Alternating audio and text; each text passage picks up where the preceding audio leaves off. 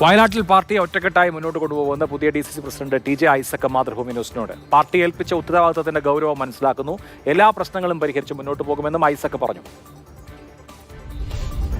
ഇപ്പോൾ പാർട്ടി ഒരു നിർണായക ഘട്ടത്തിൽ അല്ലെങ്കിൽ വലിയൊരു പ്രതിസന്ധി, നിങ്ങൾ പ്രതിസന്ധി എന്ന് പറയുന്നില്ലെങ്കിൽ കൂടി ഒരു പ്രതിസന്ധി ഘട്ടത്തിൽ കൂടി കടന്നു പോകുന്ന ഒരു സമയത്താണ് ഈ ചുമതല വരുന്നത്. ഏത് രീതിയിലാണ് ഇനി മുന്നോട്ട് പോവുക?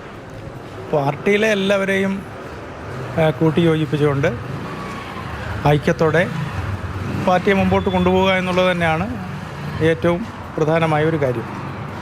പാർട്ടിയെ സംബന്ധിച്ച് ഒരു ജനാധിപത്യ പാർട്ടി എന്ന നിലയിൽ പരിഹരിക്കാനോ അല്ലെങ്കിൽ പറഞ്ഞാൽ തീരാത്തതായ പ്രശ്നങ്ങളുള്ളതായിട്ട് തോന്നുന്നില്ല.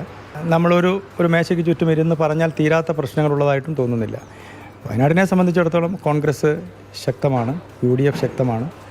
അടുത്ത തദ്ദേശ സ്വയംഭരണ സ്ഥാപനങ്ങളിലേക്കുള്ള തെരഞ്ഞെടുപ്പ്, ആ തെരഞ്ഞെടുപ്പിന് മുമ്പിൽ കണ്ടുകൊണ്ടുള്ള ഒരു പ്രവർത്തനത്തിന് രൂപം നൽകുക എന്നുള്ളത് തന്നെയാണ് ലക്ഷ്യം. ദേശീയ തലത്തിൽ തന്നെ ശ്രദ്ധിക്കപ്പെടുന്ന ഒരു പ്രദേശമാണ് വയനാട്. പ്രിയങ്ക ഗാന്ധിയുടെ മണ്ഡലം മുമ്പ് രാഹുൽ ഗാന്ധിയുടെ മണ്ഡലമായിരുന്നു. അപ്പോൾ വലിയൊരു ഉത്തരവാദിത്തമാണല്ലോ പാർട്ടി ഏൽപ്പിച്ചിരിക്കുന്നത്. സ്വാഭാവികമായിട്ടും പ്രിയങ്ക ഗാന്ധി ഇപ്പോൾ MP ആണ്. രാഹുൽ ഗാന്ധി പ്രധാനം ചെയ്ത പാർലമെൻറ്റ് നിയോജക മണ്ഡലമായിരുന്നു. ആ പാർലമെൻറ്റ് നിയോജകത്തിൻ്റെ ആസ്ഥാനം വയനാടാണ്. ഇവിടെ ഉണ്ടാകുന്ന ഓരോ സ്പന്ദനങ്ങളും അല്ലെങ്കിൽ ഇവിടെ ഉണ്ടാകുന്ന എല്ലാ കാര്യങ്ങളും അത് ദേശീയ തലത്തിൽ ശ്രദ്ധിക്കപ്പെടും. അത് വലിയ വാർത്തയാണ്.